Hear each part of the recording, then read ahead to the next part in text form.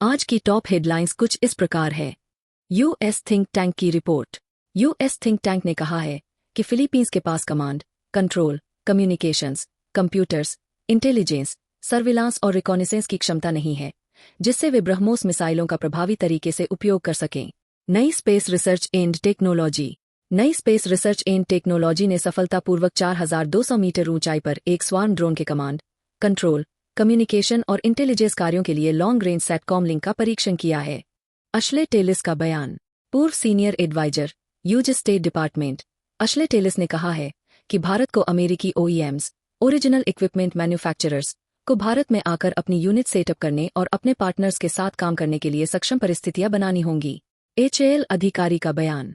HAL अधिकारी ने बताया कि सॉफ्टवेयर से संबंधित कुछ समस्याएं आ रही है और इन समस्याओं को सुलझाने का काम जारी है।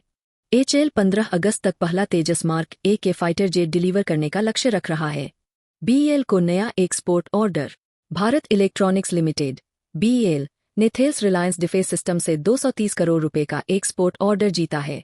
इस ऑर्डर के तहत बीईएल एयरबोर्न रडार सिस्टम्स के लिए ट्रांसमिट रिसीव मॉड्यूल्स की मैन्युफैक्चरिंग और सप्लाई करेगी। भारतीय सेना का नया प्लान। भारतीय सेना लगभग 30 man portable, lightweight, passive detection और काउंटर मेजर सिस्टम्स को यूएवीज का सामना करने के लिए खरीदने की योजना बना रही है। भारत ने पकड़ा बैन केमिकल्स का बड़ा कंसाइनमेंट।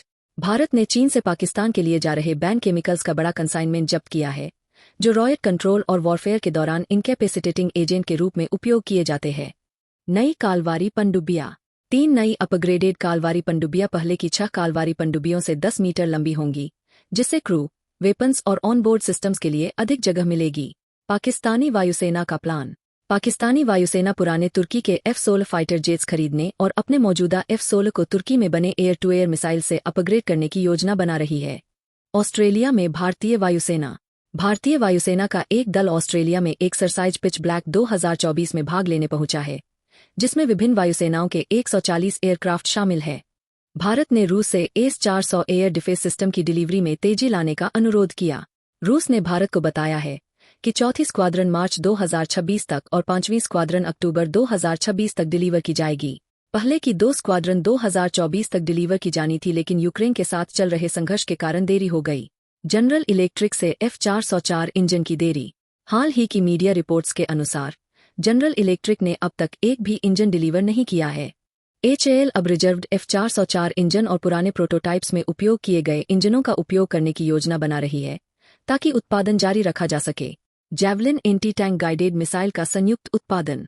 भारत अमेरिकी जैवलिन तीसरी पीढ़ी की एंटी टैंक गाइडेड मिसाइल के संयुक्त उत्पादन का प्रस्ताव मूल्यांकन कर रहा है। जैवलिन का वजन 22.3 किलोग्राम है जो भारतीय man portable anti tank guided missile से काफी हल्का है। अरमाडो वाहनों का नया ऑर्डर। भारतीय सेना 2021 में महिंद्रा डिफेंस से 1300 अरमाडो आर्मर्ड लाइट स्पेशलिस्ट वाहनों का ऑर्डर देने के बाद अब कश्मीर घाटी में बढ़ती स्नाइपर अटैक्स और एम्बुशेज के जवाब में अतिरिक्त ऑर्डर देने की योजना बना रही है।